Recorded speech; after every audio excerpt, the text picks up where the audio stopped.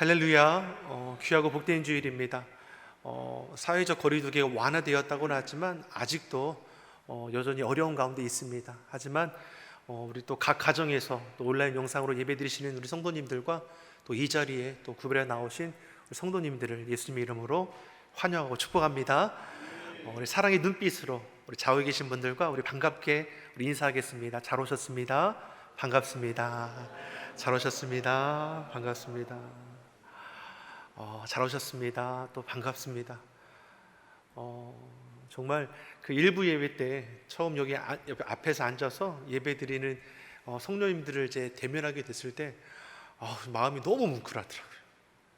2부 때 되니까 조금 희석되긴 했는데 3부 때 되니까 좀 담담해지긴 했는데 정말 이 마음에서 이렇게 울컥하는 게 있잖아요. 근데 또 특성도 난 하나님을 예배하는 예배자입니다. 이 찬양을 하게 되니까 더 그 마음이 들어지는 것 같아요. 여러분, 성전에 나오기만 해도 은혜가 되고, 그리고 우리가 삶의 자리를 성전으로 세워가는 것도 또 중요합니다.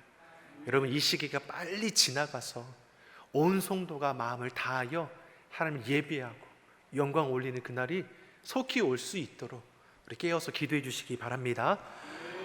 우리 오늘은 9월 마지막 주일이자 교회력으로는 창조절 넷째 주일입니다.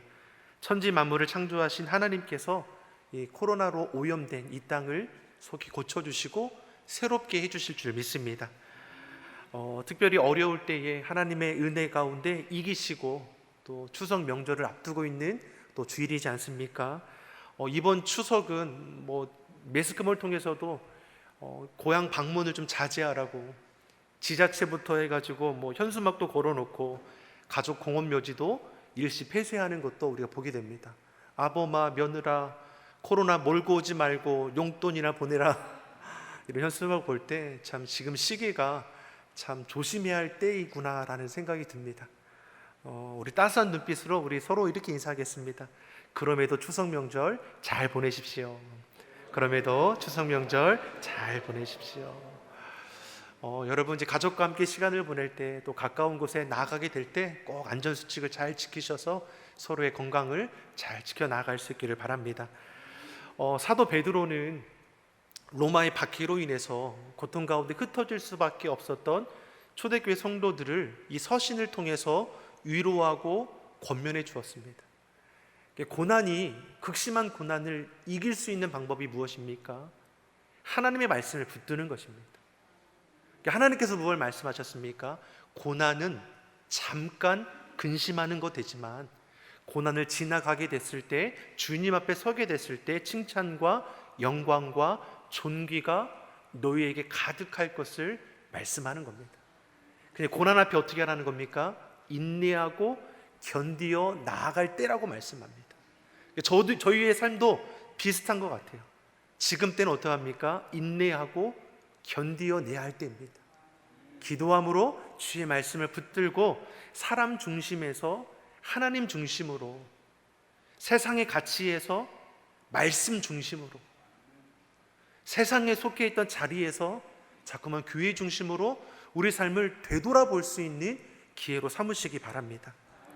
외적인 고난 앞에서도 이 초대교회 성도들이 잘 이겨냈습니다. 근데 후서의 말씀을 보니까 또 어떤 고난이 찾아옵니까? 내부적인 고난이 찾아왔습니다. 외적인 고난도 이겨낸 이 초대교회 성도들에게 가만히 들어온 거짓 교사들, 이단들의 미혹되는 말로 인해서 그 신앙이 흔들러지게 되는 것을 우리가 보았습니다. 이들이 양의 옷을 입고 광명한 천사처럼 위장하여 들어왔지만 저들의 존재는 무엇입니까? 속이는 자고 죽이는 자임을 우리에게 말씀합니다. 예수님을 부인합니다. 하나님의 말씀을 사사로이 해석해서 성도들을 미혹하고 진리의 말씀을 의심하게 하고 분열을 조장해서 공동체를 흔들어 놓는 것입니다. 그래서 하나님 중심으로 살아가는 이들을 하나님으로부터 멀어지도록 이끌어 간다는 것입니다. 그래서 사람 중심으로 세상 속에서 만족하며 살아가게 한다는 것입니다. 하나님의 은혜로 살아가던 자들이 하나님의 은혜 없이는 한시도 나아갈 수 없었던 자들이 세상 속에서 하나님 없이도 살아갈 수 있다 여기게 되었다는 것입니다. 죄가 왜 무서운 것입니까? 심판의 길, 멸망의 길을 갈지라도 깨닫지 못하게 하기 때문입니다. 사랑하는 성도 여러분, 미혹의 소리에 여러분의 마음을 중심을 잘 지키시기 바랍니다. 하나님께서 주신 약속의 말씀을 끝까지 붙들고 나아가는 우리 시온석교회 온 성도가 되기를 예수님의 이름으로 축원합니다. 오늘 본문의 말씀을 보니까 초대교회 성도들에게 이 거짓교사 이단들이 무엇으로 저들을 조롱하고 저들의 신앙을 흔들어 놓습니까? 예수님께서 너희에게 속히 오신다고 했는데 그날이 언제냐? 그날이 오기는 오겠느냐? 예수님의 재림에 대해서 저들의 마음을 흔들어 놓는 것입니다. 베드로서 3장 4절이 우리에게 이렇게 말씀합니다. 3장 4절의 말씀을 우리 같이 읽어보겠습니다. 가로되 주의 강림하신다는 약속이 어디 있느뇨? 조상들이 잔 후로부터 만물이 처음 창조할 때와 같이 그냥 있다 하니. 아멘. 당시 거짓 교사들이 가만히 들어와서 무엇으로 믿는 자들을 미혹하고 있습니까? 예수님께서 다시 오신다고 했는데 그날이 언제냐? 세상을 봐라. 처음 창조된 모습 그대로 살기 좋은 세상 아니냐? 이 좋은 세상이 하루아침에 무너질만 하느냐? 이렇게 지금 조롱하고 있다는 것입니다. 근데 거짓된 자들이 진리를 조롱하고 있습니다.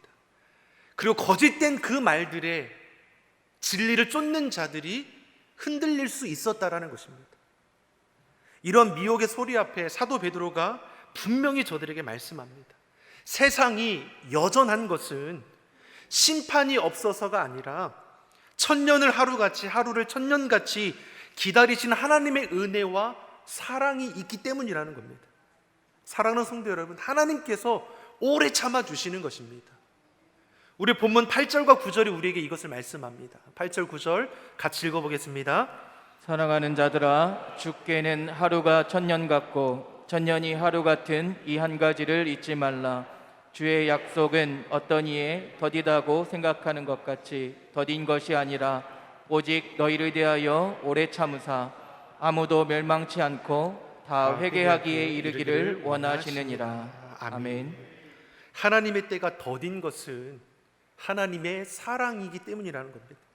한 심령이라도 구원하시고자 하시는 아버지 하나님께서 끝까지 기다려주시고 있기 때문입니다. 그런데 그날은 어떻습니까? 분명히 올 것임을 우리에게 말씀합니다.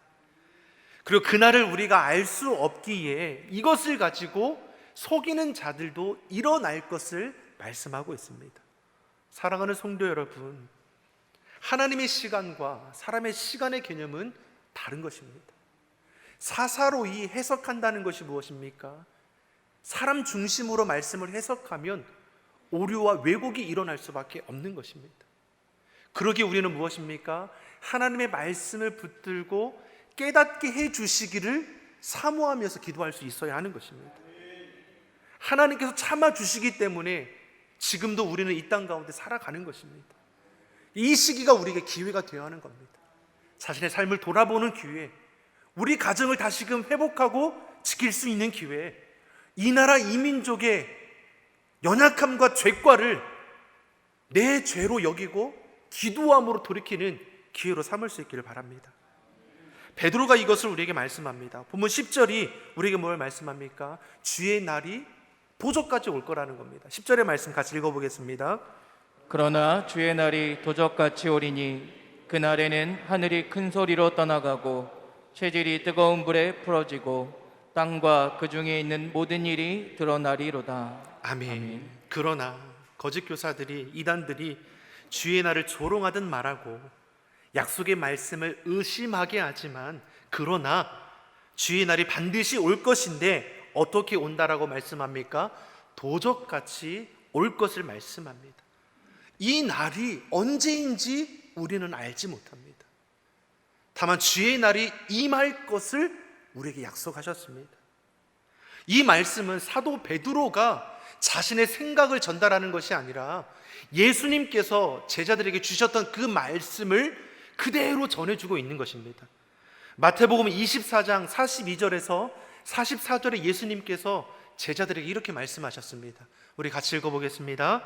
그러므로 깨어 있으라. 어느 날에 너희 주가 임할는지 너희가 알지 못함이니라.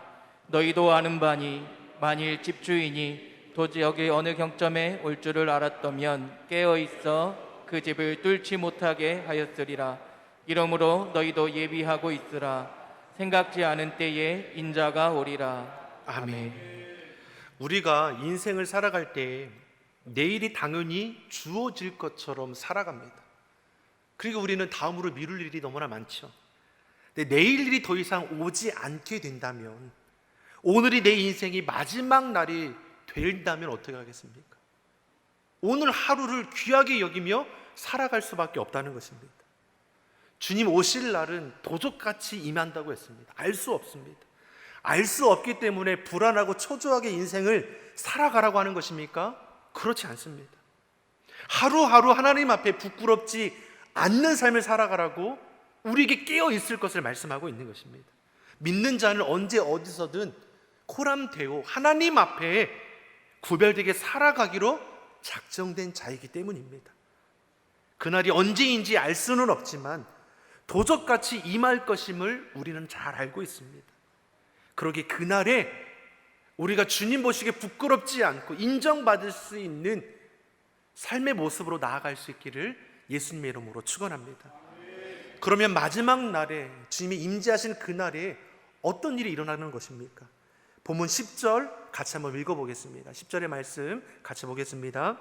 그러나 주의 날이 도적같이 오리니 그날에는 하늘이 큰 소리로 떠나가고 체질이 뜨거운 불에 풀어지고 땅과 그 중에 있는 모든 일이 드러나리로다. 아멘. 우리 12절의 말씀도 우리 같이 한번 보겠습니다. 12절의 말씀 같이 읽겠습니다.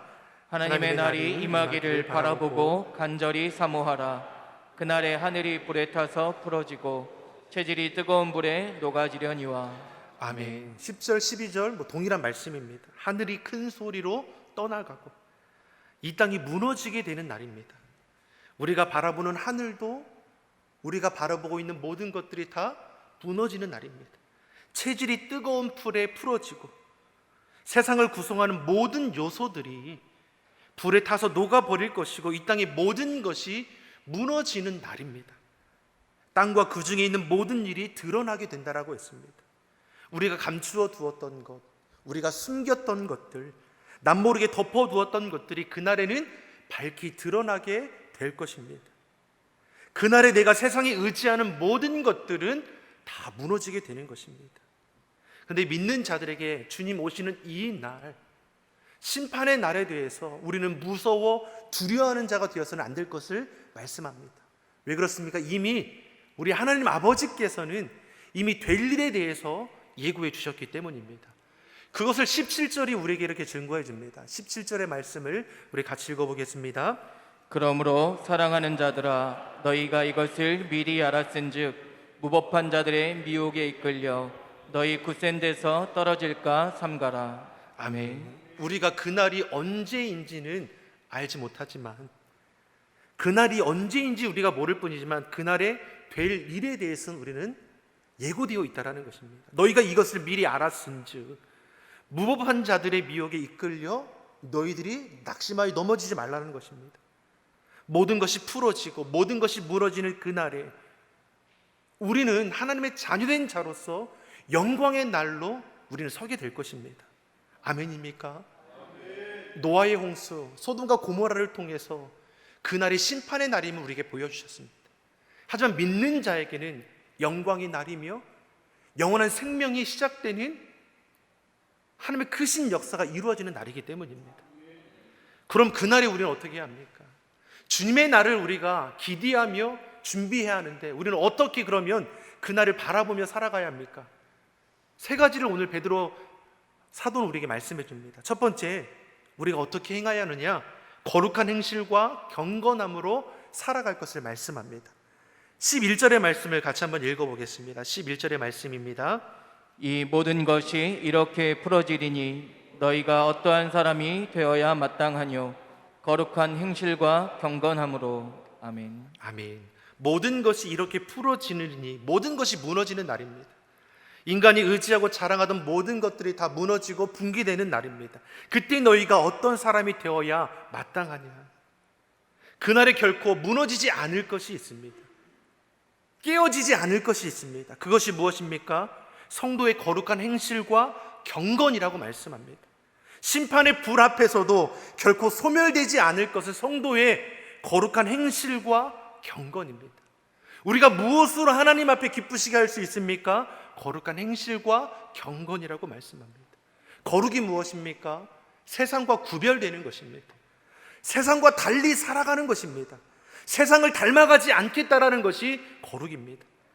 오늘 우리는 하나님의 사람으로서 세상 사람들이 사랑하는 것을 똑같이 사랑할 때가 있습니다. 세상 사람들이 소망하는 것을 똑같이 소망하며 살아갑니다. 세상 사람들이 행동하는 것을 똑같이 행동하고 살아갑니다. 거룩은 무엇입니까? 세상이 살아가는 것을 나는 사랑하지 않겠다라는 겁니다. 세상이 바라는 것을 나는 거절하겠다는 것입니다. 거룩은 세상을 닮아가지 않는 것입니다. 하나님 중심으로 살겠다라는 결단이고 다짐이고 노력입니다. 날마다 하나님 앞에 부끄럽지 않겠다라고 자신을 쳐서 복종시키는 삶이 거룩입니다.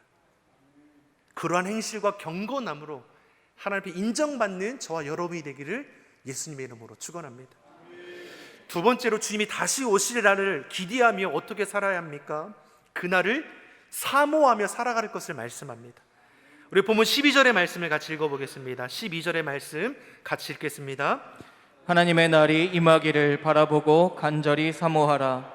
그날에 하늘이 불에 타서 부러지고 체질이 뜨거운 불에 녹아지려니와. 아멘. 하나님의 날이 임하기를 바라보고 어떻게 하라고요? 간절히 사모하라. 하나님의 날을 간절히 사모하라는 것입니다. 사모하는 것이 무엇입니까? 기대하면서 기다리는 것입니다. 여러분, 우리가 무엇을 기대하며 기다리며 이 땅을 살아갑니까? 코로나19가 지나가면 이전에 하나님의 크신 일들을 이루어가는 삶으로 우리를 회복시킬 것을 기대하면서 지금의 어려움을 이겨낼 수 있습니다. 인생의 어려움의 문제들이 우리가 어떻게 이겨낼 수 있습니까? 하나님의 은혜를 기대하며 기다림으로 우리는 이겨낼 수 있습니다. 초대교회 성도들이 서로에게 인사하는 인사말이 무엇이었는지 아십니까? 마라나타였습니다. 마라나타가 무슨 뜻입니까? 주 예수여 오시옵소서. 초대교회 성도들은 이렇게 인사말을 했습니다. 주 예수여 오시옵소서. 마라나타, 마라나타 인사하는 것입니다. 초대교회 성도들이 얼마나 많은 박해와 핍박을 받았습니까? 그러니까 서로가 서로를 바라보니까 어떻습니까? 저 사람의 고통이 어떠한지 자기도 잘 아는 것입니다. 만날 때마다 손을 잡아주며 인사하는 겁니다. 마라나타, 주님 곧 오십니다. 그러니 승리합시다. 주님 곧 오십니다. 조금만 견디어냅시다. 주님 오십니다. 지금의 어려움을 우리가 끝까지 참아냅시다. 마라나타, 주님 어서 오시옵소서. 어려운 삶의 자리에서 서로를 위로하고 격려하는 인사말이 무엇입니까? 마라나타입니다. 주님 오실 날을 준비합시다. 그날에 부끄러움이 없도록 합시다. 아멘. 우리도 옆 사람에게 이렇게 한번 인사하겠습니다. 마라나타, 주 예수여 오시옵소서. 마라나타, 주 예수여 오시옵소서. 아멘. 여러분, 우리가 교회 안에서라도 이 인사말 하게 되면 우리에게 경각심이 생길 것입니다. 나태했던 우리 삶의 자리에서 아이고, 오늘 예수님이 오시면 나 어떡해? 우리가 깨어나야 하는 겁니다. 사랑하는 성도 여러분, 그 삶의 자리에 지치신 분들이 있잖아요. 그런 분들에게 꼭 인사말 해주세요. 마라나타, 너 예수님 오시면 어떡할래? 이렇게 우리가 서로를 격려하고 또 이렇게 세워줄 수 있도록 우리의 그 믿음의 공동체를 견고할 수 있기를 바랍니다. 삶의 어려운 순간에도 마라나타, 주님을 사모하며 살아가는 자들은 결코 죄와 짝하여 살아갈 수 없는 것입니다. 성도는 세상이 주는 기쁨, 세상이 주는 만족, 세상이 주는 재미에 묶이지 않기 때문입니다. 세상 사람들은 이렇게 인사하죠. 부자 되세요. 대박 나세요. 그러나 믿는 자들은 소망을 품고 마라나타, 주 예수여 어서 오십시오. 주님 앞에 부끄럽지 않은 신앙인이 됩시다. 우리는 이렇게 삶의 자리를 세워가기를 간절히 소망합니다. 마지막으로 우리가 주님 오실 날을 우리가 어떻게 준비해야 합니까? 지체하지 말고 복음을 전하는 삶을 살아가야 합니다. 우리 13절의 말씀을 같이 한번 읽어보겠습니다. 13절의 말씀 같이 읽겠습니다. 우리는 그의 약속대로 의에 거하는 바 새하늘과 새 땅을 바라보도다. 아멘. 우리 믿는 자는 세상이 아닌 영혼을 사모하며 영혼을 바라보는 자들입니다. 새하늘 새 땅, 새 예루살렘, 하나님 나라를 칭하죠. 우리가 거할 약속의 나라, 이 땅의 삶이 마치는 그날에 우리는 영원한 생명, 영원한 소망 가운데 거하게 될 것입니다. 그날을 사모하며 우리는 이 땅 가운데 어떻게 살아가야 합니까? 거룩한 행실과 경건의 삶으로 그렇게 살아가야 하는 것입니다. 그날을 소망하며 기대하며 기다릴 줄 아는 것입니다. 그리고 우리 이웃을 돌아보도록 하는 것입니다. 여러분, 우리 주변을 돌아보십시오. 주님을 알지 못하여 세상에 방황하는 이들이 넘쳐나고 있지 않습니까? 우리 가족 안에서도 주님을 알지 못하는 가족이 있습니다. 우리 이웃들, 친지들, 내 일터에서 여전히 믿는 자들을 손가락질하며 비난하며 주의 말씀을 거절하는 이들이 있습니다. 여러분, 그들을 볼 때 불쌍히 여길 수 있길 바랍니다.